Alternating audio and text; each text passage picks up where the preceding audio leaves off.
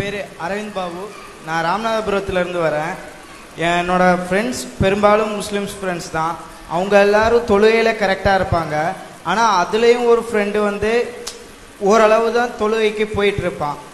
ஆனால் அந்த கரெக்டாக இருக்கிறவங்கள ஒரு சில பேர் என்ன பண்ணுறாங்கன்னா அவனை இழிவுபடுத்தி பேசுகிறதும் அவனை வேறு மாதிரி பார்க்குறதுமா தான் இருக்காங்க. அப்படி பார்க்குறவங்கள இஸ்லாத்தில் என்ன சொல்கிறாங்க? அவர் என்ன கேட்குறேன்னா, முஸ்லீம்களில் அவருக்கு நண்பர்கள் இருக்கிறாங்க. சில நண்பர்கள் வந்து தொழுகையை ஒழுங்காக கடைப்பிடிக்கிறாங்க. சில நண்பர்கள் வந்து தொழுகாதவங்க, ஆனால் அந்த தர்கா இதெல்லாம் வந்து போகக்கூடியவங்களாக இருக்கிறாங்க. இவங்க அவங்கள கிண்டல் பண்ணுறாங்க.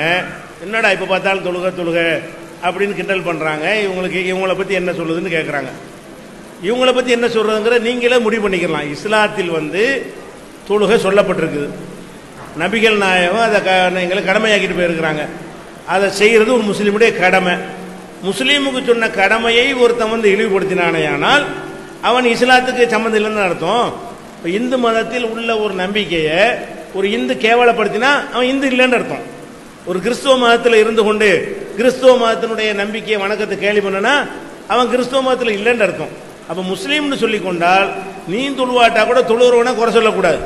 அவன் நல்ல காரியம் செய்கிறான், குரானில் உள்ளபடி நடக்கிறான், நபிகள் நாயகன் சொன்னபடி நடக்கிறான்னு சொல்லி அவனை ஒரு முன்மாதிரியை எடுத்துக்கொள்றதுக்கு பதிலாக இவர்கள் இந்த மாதிரி கேள்வி பண்ணுறாங்க. இந்த கேள்வி பண்ணுறதுக்கு அடிப்படை காரணம் என்னன்னு கேட்டால், அவங்க தர்காவுக்கு போகிற ஆளுக்குன்னு அவரே சொல்லிட்டாரு.